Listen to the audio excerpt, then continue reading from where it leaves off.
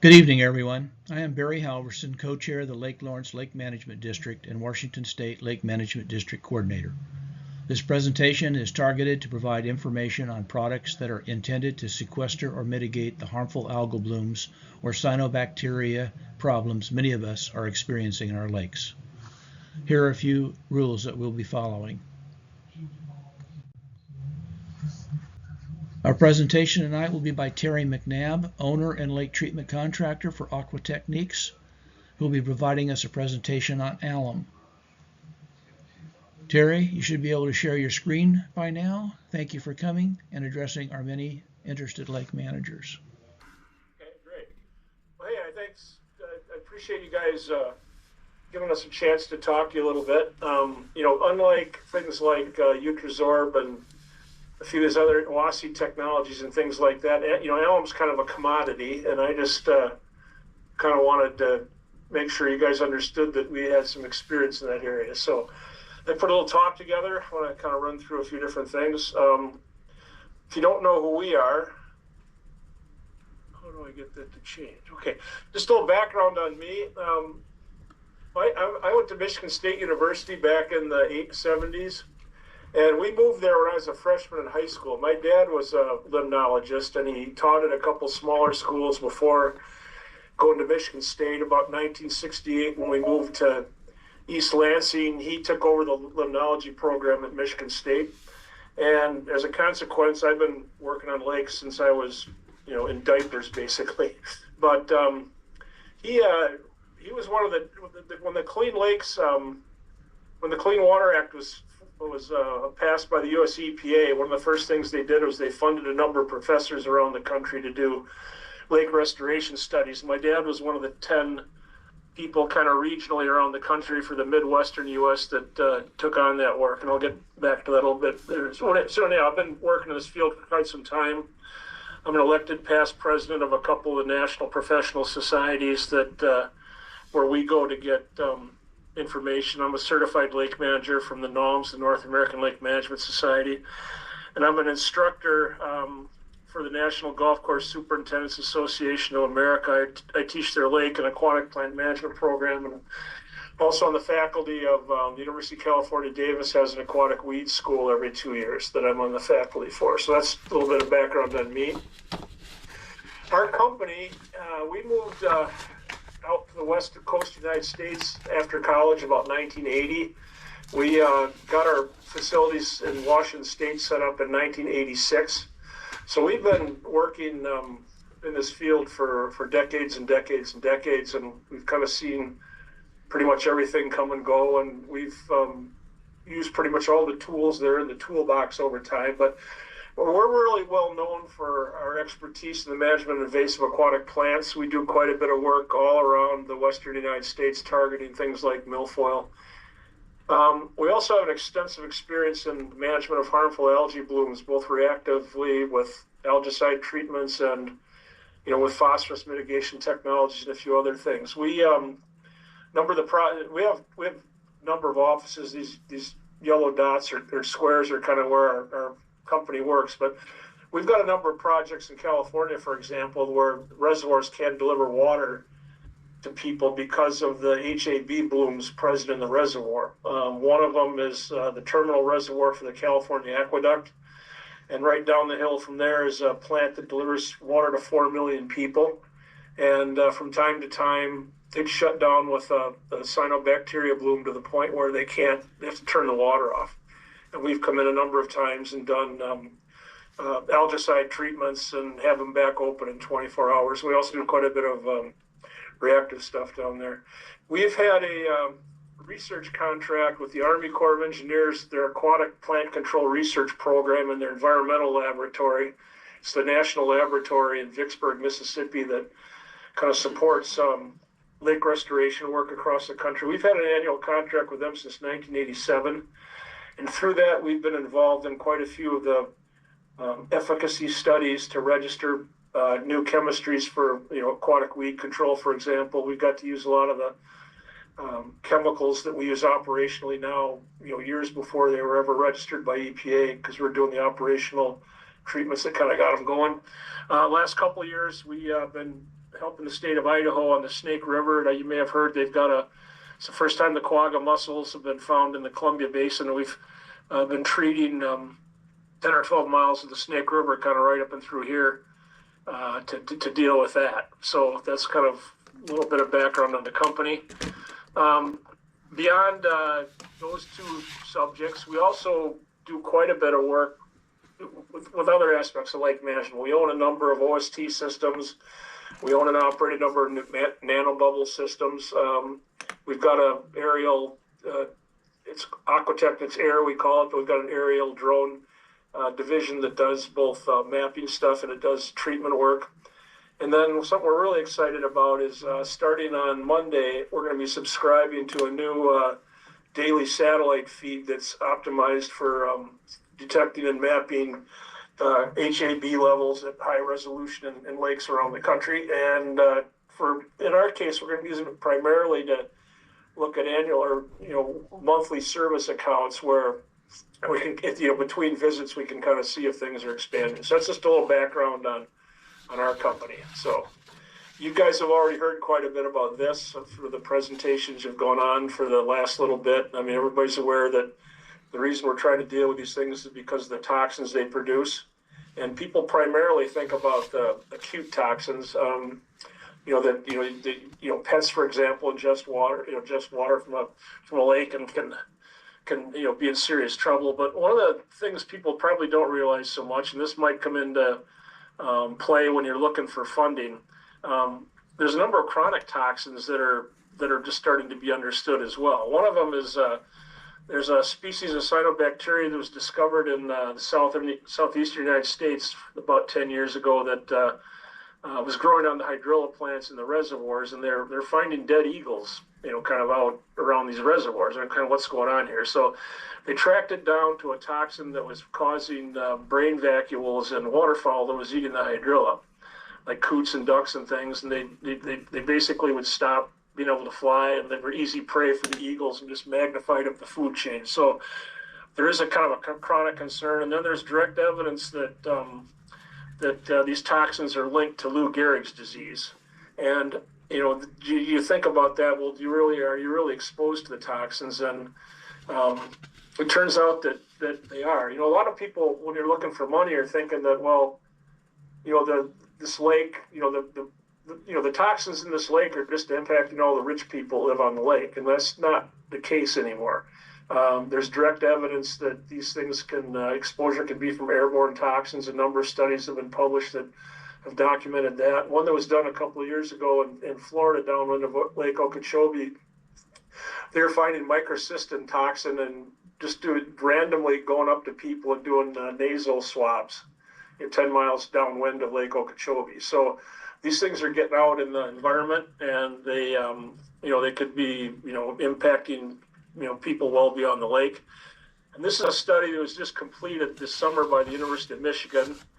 And since I went to Michigan State, I hate ever mentioning them, but anyhow, this is really kind of critical. These researchers, they're in the medical school there. They basically, if you read this quote, they suggest that cyanobacteria blooms may be a modifiable environmental risk factor influencing ALS progression. This means that by limiting exposure to these toxins can bring us one step closer to making ALS a preventable disease. And if you know anybody that's ever had that, it's a pretty horrible thing. And this is just interesting. You might keep it in the back of your mind when you're looking for funding, because I think that this kind of realization is getting to the point where legislatures and people like this are actually starting to say, well, maybe we do need to be spending money to protect human health, for example, around some of these impacted lakes. So that's just some background on that. 9 times out of 10, what happens in our state and a lot of other states is, the health department comes out, they take a water sample. A lot of times they don't even put a boat in the water. They just grab it at wherever they can get to on the shoreline, and sometimes the samples are skewed if the winds accumulated algae at a particular spot or something. But what happens is they close the lake. And that happens just repetitively. And you think about it, it doesn't really do anybody good. It prevents people from maybe using the lake, that type of thing. But you're basically putting a sign up that says danger, poisonous lake. and that impacts property values. It impacts your use of the lake, and all those types of things. And so it's real important to start thinking about what can we do to fix this. And I think more people are really starting to look at putting money towards restoring those things. So nutrient activation. This is a lake I'm going to talk about in a minute called Canyon Lake, and this is us doing an alum treatment on the lake. But nutrient activation is probably the primary in-lake restoration technique that's provable, that's effective. It works pretty much every time it's tried, and it's generally the more cost-effective thing you can do. So and it all focuses around phosphorus. You've probably heard this a bunch of times too, so I don't want to dwell on it too long. But basically, what happens is cyanobacteria can, plants need plants are single-celled organisms. But they need phosphorus and nitrogen to thrive, just like any other plant does. The big difference, though, is cyanobacteria have evolved to the point where they can fix nitrogen from the atmosphere. So they can get all the nitrogen they need from the atmosphere. So as this graph shows you, as phosphorus levels go up, you see here low phosphorus levels, you got good species diversity, you've got low density of algae cells, but as the phosphorus levels go up, you'll notice that the cyanobacteria has a greater and greater advantage, and you get up to this range, and you're to the point where that's what you're dealing with. So the idea behind in-lake nutrient activation is basically shove the lake back down here someplace where your population goes down, cell counts go down, but you've got the beneficial algae have a competitive advantage. And one of the primary ways that's done is with in-lake phosphorus sequestering technology. So back to our experience. I mentioned my dad. When the Clean Lakes project the Clean Lakes program was started by the US EPA, they funded a number of universities around the country to perform Clean Lake Phase 1 restoration studies, and then they would fund Phase 2 implementation of those studies. The first two alum treatments that were ever done in the United States were done on Lake Lansing and Skinner Lake under my dad's program. And being in college, I was involved in figuring out, but I was involved in the applications. So we got our first experience with alum treatments, decades and decades ago. Since then, it's been an ongoing part of our work. We put out hundreds and hundreds and hundreds of thousands of gallons of alum every year for decades all across the country. We're also the people that discovered lanthanum technology and brought it into the United States. In 2010, the lanthanum technology that you've heard about probably from CPRO or Eutrophics was a technology that was developed by the Australian National Science Academy and was commercialized they licensed it for commercial use by an Australian company. We picked up a contract in Orange County, California, where we had a number of reclaimed water lakes where alum wasn't going to be a good fit. The pH was too high and that for it to work and that type of thing. So we found the lanthanum technology. We got a hold of the people in Australia. We brought it into the United States and used it for a couple of years. And then they were looking for national representation for it. So we introduced them to CPRO because we work with them. But so we've got decades of experience with lanthanum, and we're the first people that ever put it in the water in the United States under license. So a couple more experience things. That Canyon Lake thing I showed you was a 500-acre potable water reservoir. It's got a developed shoreline, which is kind of interesting. They got there's a 73 square mile watershed that drains into this lake, and they got put on the state 303D list for impaired waters because of cyanobacteria and phosphorus levels. So about 2010, the state of California hit them with a requirement to come up with, they gave it a numeric target of phosphorus that they have to target and take out and prove they took out of this lake every year since. And it's called a TMDL and had a numeric target. So they looked at a number of technologies. The first one they looked at was oxygenation system, and they were looking at about a $6 million capital expense and then ongoing, kind of an ongoing treatment expense, and they decided to try this. So what we've been doing here is we hit it twice a year. We hit it once in the spring after the rains stop in Southern California to catch the water column strip, the material that's come in over the course of the winter. And then right before fall turnover, we hit it again, primarily focusing on the deep water areas that are anoxic where there's been phosphorus buildup. And this is the first, one of the only lakes in the United States that's ever met a numeric target for phosphorus with a TMDL. And most of these things are never achieved. But it's been a real interesting way. This project, to do that on 500 acres and to keep this thing within these levels, they pay about $200,000 to us a year to do those two treatments. We put about 80,000 gallons out in the fall and a little bit less in the spring. The way we do it is we have a number of boats that are calibrated and set up to do this work. We don't like setting tanks up on the shoreline because it's one more, you have to move the product one more time. You have to store it sometimes overnight.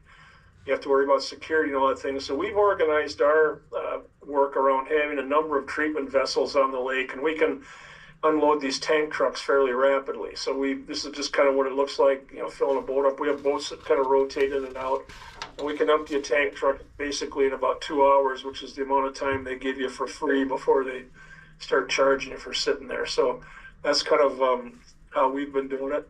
Another example that was a real kind of successful project, Big Bear Lake in Southern California is an almost 3,000 acre reservoir. It's really up high in the watershed. It's up at the top of the Santa Ana River. We've been doing their Eurasian milfoil work for a number of years, and they got hit with a requirement to strip phosphorus. So they put an RFP out. We won the RFP. We applied almost we applied 750,000 gallons of alum in 3 weeks, utilizing that multiple boat technology. Which was a logistical nightmare. The alum you're kind of at the mercy of where the alum factories are. Luckily in the Northwest, we've got a few close because of the paper industry and the things like that. But some of these trucks were coming from 300 miles away, and they're climbing up 8,000 feet up a 2-lane road. So it was kind of a real interesting logistical challenge getting them there. Just kind of another picture of the operations on the shore. We unload these trucks and let them go on their way. We basically build a treatment plan in GIS, and we upload it to our boats. We have precision. It's basically converted from precision agriculture, but our boats are equipped with differential GPS guidance, so it's sub-meter. We have flow controls that are calibrated based on where we are on the lake, and the GPS controls all that. And like I said, we use multiple boats to kind of get it out and in. You guys are familiar with Long Lake. We done some work for them for about the last 3 or 4 years. We've started out using a combination of alum and lanthanum, and pretty cost effective. We use the alum to kind of strip things out, but a lot of these studies that come back, like Tetra Tech did one. I know you guys are doing one.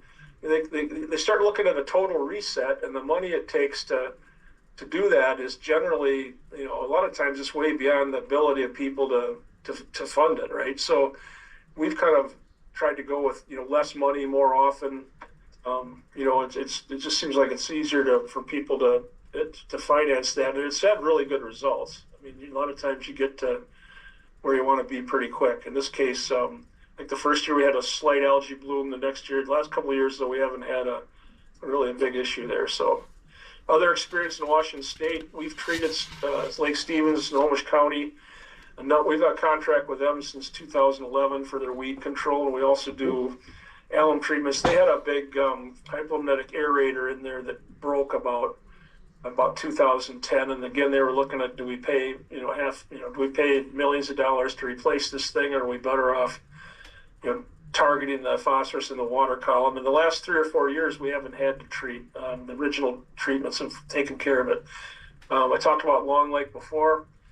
Moses Lake, we've had a contract there to do their aquatic weed control for decades, and they wanted to do a demonstration project a couple of years ago, so we basically brought Solitude in to do some work for them, and performed pretty well. Last 2 years ago, we did a 2,000 acre Eutrosorb treatment there that was highly effective too. And then Lake Ketchum's another one we work on, and then Campbell Lake is pretty identical. It's pretty close to you guys. It's about 370 acres. It's up in Skagit County. Not too deep. They've had problems for years. They've got an LMD, but it's not funded very well. They don't have many houses on the lake. So they formed the Friends of Campbell Lake. We did a water column treatment for them this past spring, and they've got a little bit more money in their lake management budget to kind of carry on. But we basically did a water column stripping application at a lighter rate in March, and it kept them algae free pretty much all summer. So we're going to just kind of keep piling on that. Every bit you tie up over time is something that's going to not bother me in the future. So I had mentioned this adaptive management thing, and like I said, a lot of times these projects you get a study. Right now, the state, this is kind of something that's always bugged me a little bit, but the state of Washington funds these cyanobacteria management plans. In the last 5 or 6 of them they've funded, they've paid $50,000 or $100,000 for a plan, but the plan's never been implemented because it comes up with a solution that is cost way more than the group can afford. Lone Lake's a good example up in Island County. There's quite a few of them. So I guess our thought has been, it's kind of a system we've always used, is basically to just kind of keep the whole thing flowing here. You do an assessment and you come up with a solution, and you guys got Herrera doing that for you right now. You're going to come up at some point, you probably already have a pretty good idea how many pounds of phosphorus you need to target. Well, then you look at your budget. Can you really, what can you afford? And if you can afford the whole shot, then that's really good. You go out and do a whole reset. But if you don't, we've had a lot of luck where we'll do a treatment, we'll do the follow-up monitoring. We learn what happened, how much we took out, and it's just kind of come up with another dose the next year, just to kind of repeat this year after year after year, and it can provide results pretty quick at a lot lower cost than just coming in and doing the whole big reset. So that's just kind of something to keep in the back of your mind. This is just another example of it's like Spanaway, but just another example of kind of hitting a couple times now, and we're making real progress with the phosphorus levels that are available in the lake and in the sediments. So back to your lake,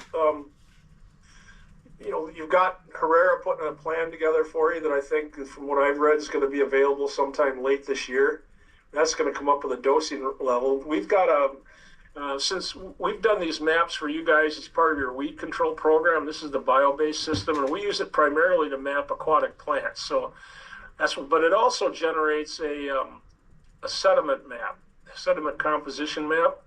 So we use this kind of stuff to if we're doing an alum treatment on a lake like this, we calibrate our boats so when they're coming across a shallow area like this, they're putting the alum out at one rate. When they cross into a deeper area, that it goes up, and we've kind of got it designed where it, with kind of a precision agriculture approach, we can dose the water that's under the boat.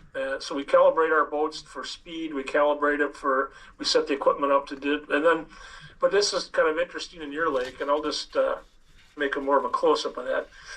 This is a color ramp over here. I think you can see this arrow going up and down. This is basically rock hard up here. And this is soft organic. So what you're looking at here is a heat map of the sediments in your lake. And these areas that are white are basically the really soft, that's really where the organic, soft, fluffy sediments are concentrated. So we could also kind of build a plan a little bit about, maybe you want to dose these areas a little higher than an area like this that's pretty much rock hard. There's a little something else going on there, but you can kind of build that kind of stuff into the application equipment, and you go out and do it too. So I'll talk a little bit about costs. If we're use the same 20-to-1 ratio that pretty much everybody else uses, but you can't really give someone a project cost until you've done your planning and you've got your report all completed, right? Because it's going to tell you how many gallons you want to put out. Now, so we usually base our pricing on current cost conditions.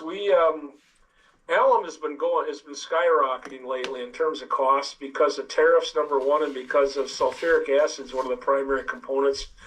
We're buying alum 3 years ago delivered in this area for about $1.10, and it's up pretty dramatically from that. And so you can't really also give somebody a cost because you really don't know what the primary expense is going to cost you in a year or two. You can give you a cost for, but those are just something to kind of keep in the back of your mind. I will tell you that our application, every time we go out for an RFP against kind of a major competitor, historically we've done really well, and it's primarily because we don't. A lot of these companies we compete against, that's all they do is alum treatments, and it's not. We don't have to make all our money off 10 lakes every year, so that's kind of one. I think advantage we've always had. And also, we don't have any mobilization costs. All our boats are located within, 20, 30 miles of your lake. And a lot of the people we compete with are coming from the Midwestern United States. So that's going to be a pretty substantial cost. You guys wanted to know a little about monitoring and safety. This is the table from the proposed new permit that Ecology's putting out right now. And if you look at these things in black, these are the existing permit that's going to expire. And this is the way we worked under in Washington State previously. These were the sampling requirements. There's a couple pre-treatment samplings. You have to keep track of things during sampling, day of treatment, that type of stuff. But then there's a tail that goes out here it did go out for a whole year, where you had to do all this stuff for a year post-treatment. These things in red are things Ecology's added. So there's the amount of sampling is going to go up. This one shouldn't cost too much more because it's all done with an instrument. So it's, the biologist comes to the lake, or you guys do it in-house or whatever. You buy a meter that measures all this and just record this information. But these lab costs these are laboratory costs. So they're gonna add something to the project. This last one over here I mentioned, there's the University of Washington, I think it was UW Tacoma, but it might have been the community college there too. There was a student that presented a paper at WALPA 2 years ago. What they found out was there was significant sulfate toxicity to the aquatic plants in the lake from an alum treatment that was done there. It's a small lake. It's about 30-some acres. It's in Tacoma. And so Ecology's added this as a monitoring requirement because they want to kind of, track what went on there as that's happening in every lake that's treated and that type of thing. Because you think about it, it's aluminum sulfate, right? And the sulfate component, in that particular case, what basically eliminated all the aquatic weeds in the lake. And some people might think that's good, but obviously it's not. You want habitat for fish and things. So that's kind of what the monitoring component's going to look like. We think pH monitoring is critical. We deploy these in situ buoys that there's a probe that sits inside that thing, and it's got a phone home to mother cell system on it that reports back to a website or web page cloud-based system. And so it's viewable on our laptops and on smartphones. And we have the capability to look at that in our treatment boats as we're moving around. We can also set alarms that broadcast immediately if conditions drop outside optimum levels. That's generally where fish kills come from, is if there's some wide swing in pH, and that's been a kind of a big problem. There have been fish kills associated with alum treatments. It's real critical to be careful with what you're doing.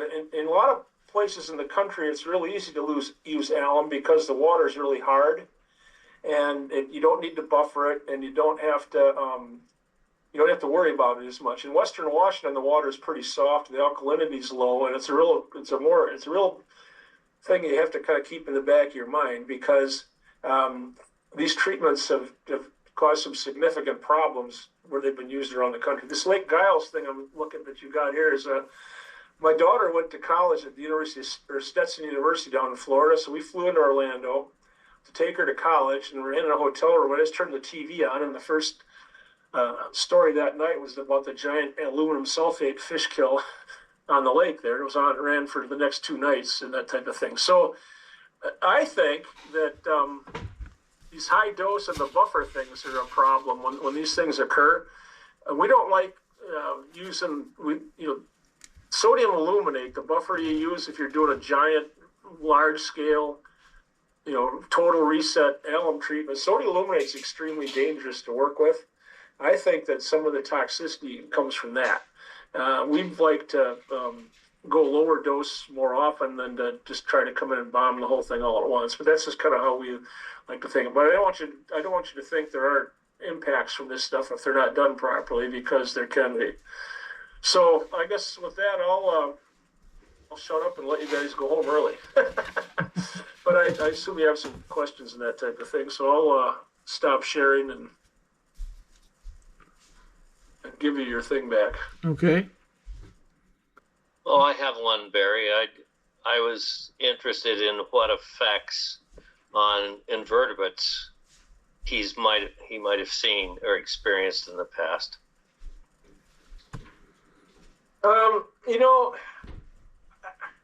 There's papers published on that. The people that really, we're applicators, right? We think this is a tool that's in our toolbox, and we think it's a good fit in some situations. In other situations, I think there's better technologies we can use. But I don't know if that answers your question or not. But Well, it does. I'm primarily concerned with Pass Lake, and you and I've spoken briefly on that. And oh, hey, I think I'm already seeing the impact of cyanobacteria blooms on midgefly larvae and other insects, aquatic insects.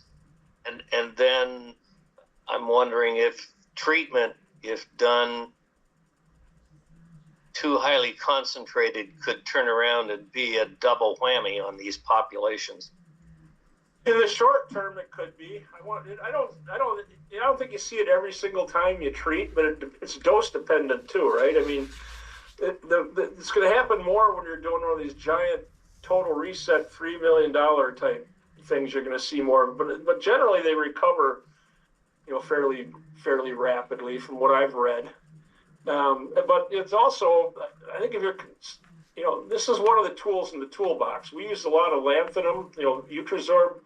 We've had really good luck with. I think there's situations where, you want to kind of weigh, what the cost is versus some of the other environmental impacts, right? So, but generally aluminum sulfate's a little bit, it's not a lot cheaper, but it can be a little bit cheaper if you're just, looking at it from a total reset standpoint. If you're looking at doing it over a couple of years, then I think they're pretty cost comparable.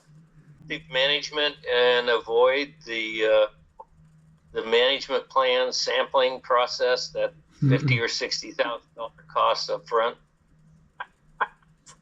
Well, I don't know. I always wonder about these consultants, because generally they call us up and ask what everything costs. But I got a good example for you. So there's two lakes we treat with lanthanum. The Spanaway Lake, which is, where that is, and the Kitsap Lake, which you probably heard about. In 2019, both of those lakes hired us to just come up with a phosphorus mitigation strategy for them. And it cost them about $10,000 in laboratory fees, and we came up with a dose. And we started working on Kitsap Lake that year, and it's been basically algae, it's been cyanobacteria free ever since. On Spanaway Lake, they got a $300,000 grant from, or appropriation from, and then they spent it on another 3-year study, all the money. So they didn't start doing anything until 3 years later. So I'm the wrong guy to talk to about studies, because I think a lot of times they spend a lot of the money that could really go into. I'm editorializing here. I should probably shut up, but that's what I think. I don't know if that answers your question or not, but I don't think you need to do all this stuff. I'll say one more thing. When I was the president of NALMS, we have an annual meeting every year, and over time, the EPA, when they came up with the Clean Water Act, it had 3 legs to it. It had the point source pollution leg, which they regulate discharge of pollutants to lakes, and that's kind of the one. And they have the non-point source thing, and that attracts a lot of money. And they used to have Section 314, which is they'd actually go out and restore lakes. They'd spend the money on doing things like you're trying to do. And little by little, in the 80s, the whole thing of let's fix the watershed kind of, politically, all the money went over there, and they got rid of the in-lake stuff. So we put a session together at the NALMS meeting the year I was president. We had experts come in from a bunch of different places in the country, and they presented cases where like a county or a city had, over maybe 10 years, had spent up to $100 million doing best management practices in the watershed to stop non-point sources of phosphorus. And they had the data to show that phosphorus wasn't coming into the lake anymore, but nothing changed in the lake because of the legacy phosphorus that was built up in the sediment. So I think that, it's 9 times out of 10, what's driving these blooms is, like I said, the legacy phosphorus that's leaking out of the sediments. And I think in your case, that's 80% or something, isn't it, according to your budget you put together? So I think a lot of times the money they spend on some of the other stuff could be better spent on treatment. And that's just my humble opinion. So. Hey, Brian. You can't get me started on that subject, or I'll talk all night. Yeah, go ahead, Brian. Yeah, thanks, Barry. First of all, you talked about Long Lake, and you talked about they did a full reset, very expensive. No, they looked at doing that. They decided. Oh, they didn't. Let me back up. They did a full resets back about 1982 when the Clean Lakes thing was still funding that kind of stuff. Mm-hmm. That lasted, I think, about 5 or 6 years, and then they've looked at it a couple times since. But they've got a lake management district, just like as Barry knows, and and they had the funding to do less over a longer period of time. They collect their study basically said if you want to do this reset, it's going to cost you $3 million. And they said, well, we don't have $3 million. So we kind of came to them and said, well, we can take we looked at what phosphorus was in the sediments. We figured it was in the water column. We started targeting it, and we were bringing it down that way. They never, in recent years, they haven't done a total reset. They looked at spending their money, less money over a longer period of time to accomplish the same thing. Yeah, well, that's what I'm part of Patterson Lake Management District, and we're connected with Long Lake. So thank you for clarifying. But it sounds like what makes a lot of sense to you is a series of treatments. What's the right way to come up with the best strategy to give the best effect over long term? Well, here's you think about the stuff that's going to drive your cyanobacteria bloom. If you do 2 treatments a year, like when we started in Long Lake and we're doing like a couple of other lakes, we'll come out in the spring and we'll do a strip the water column treatment. So basically we'll take the water, we'll calculate the volume of the pounds of phosphorus that are in the water column. We target that and take it out. It doesn't cost, I think the Long Lake treatment costs somewhere like, I want to say it's under 100,000 for the spring ones. It might have been closer to 65 or 70. I'll dig that out and send it to Barry.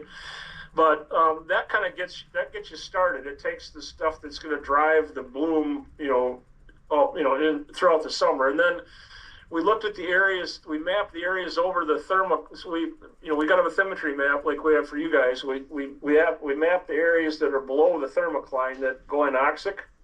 And those areas kind of pile up with phosphorus during the summer. So before the lake turns over, we'd come back out and put a treatment right over the top of that. We'd treat the whole lake, and we'd just wipe that stuff out before it came up. And that kind of, it gets you through the summer, and it avoids, lake closures to a large extent, and it costs a lot less money. And then when you think about it, you are tying up phosphorus, right? So you're starting out with 4,000 pounds you're trying to target, either in the, most of it's in the sediment. Everything you put in there is you're tying up some percentage of that. So over time, you're going to be putting less and less material, and it's going to cost you less and less. So that's if for some reason you can get enough money to treat the whole bloody thing, it makes sense to probably do it, right? But 9 times out of 10, that's you're going to have to get some kind of an appropriation or something. I mean, you start dividing $3 million by 500 houses or whatever. It's usually cost prohibitive. Yeah, what I was really looking for was in a more sensible program. Try to deal with 50% of the phosphorus the first year, 25% the next year, 25% the next year, whatever. Yeah. Is there a strategy there that you can really justify? Yeah. Well, that's what we do. We've done that. Just that. Okay. All right. And sorry, you said strip the water column, but ALUM doesn't do that. Yes, it does. Yeah, it actually does. It grabs does it? Some of the stuff. Yeah.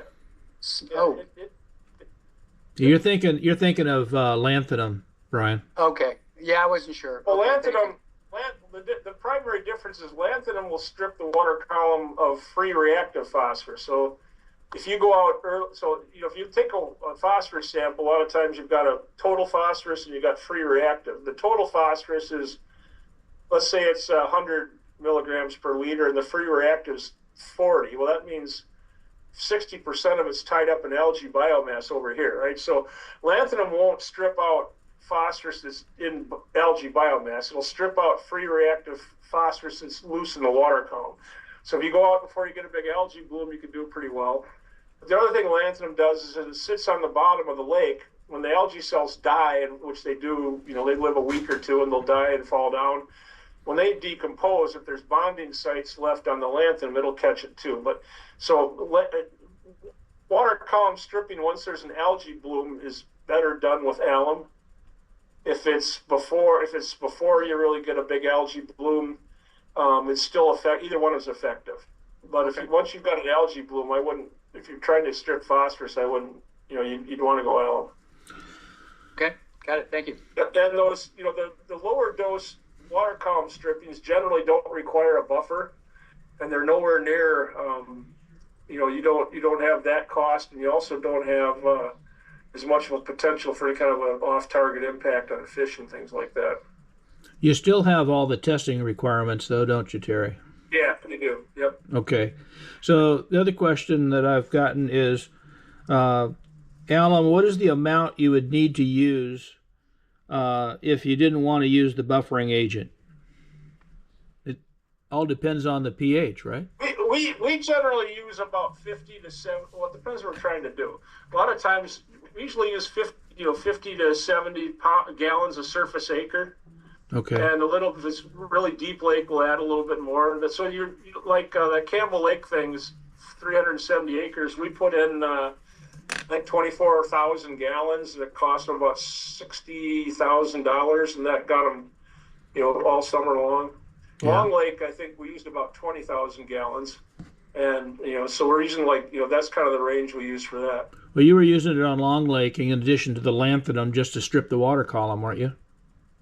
Yeah, well, yeah, we used both, and we've just switched to straight lanthanum the last couple of years because we're more targeting the sediments than we are the. We don't have. I guess what I'm saying is we don't have a big early summer algae bloom. Right. So we're kind of, because we're 3 years into it, right, or 4 years into it. Right. One of the other questions was the lanthanum you use is Utrisorb G is what you've been using on Long Lake. That's a 10% lanthanum product? Yep. What's the rest of the chemistry in that product? Bentonite clay. So the way they manufacture the bentonite is it's used in ponds a lot of times to seal ponds. Because it swells. What they do is they take the sodium, which makes it swells out, and they put the lanthanum in. It's so it's kind of a carrier.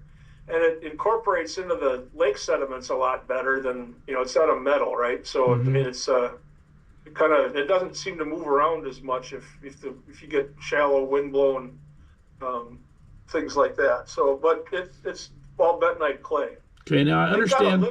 Go ahead. They've got a liquid water column stripping one that we've used from time to time, too, but you got to get out really early in the season before there's any kind of an algae bloom to use that before it gets tied up in biomass. They've got 3. You're talking about the SI or the WC? WC. Okay. That's not authorized for use in Washington State yet, is it? We've got an experimental. We're using it on Lacamas Lake under an experimental use permit. Okay. So I think I'm pretty sure it's going on the new permit, but I'm not positive. It's not. When I talked to Sean last, the WC wasn't going on the next new permit. The SI is. Okay. So the other question I have is the WC is probably a little bit less useful anyway. We use it a lot in smaller, golf course pond. We have offices where we treat a lot of HOA, 10-acre lakes. We use a lot more of it there than we do up in Washington State. We have one at Lacamas Lake and Clark counties where we've been using both. We've used aluminum sulfate, we've used WC, and we've used the G. So you had a nice slide in there about the testing requirements for alum. Have the testing requirements for lanthanum increased also? They've added one, but it's not anywhere near. It's not anything close to what you're looking at there. I should probably I'll pull that up and send it to you too. I should have put that on there. If you would, and I'll send it out to everybody, Terry. Okay. Yeah, I didn't see it when I looked at their addendum that they're trying to approve for a March release, I guess. So. Yeah. Hopefully. Hopefully. Okay. Anybody else have any other questions?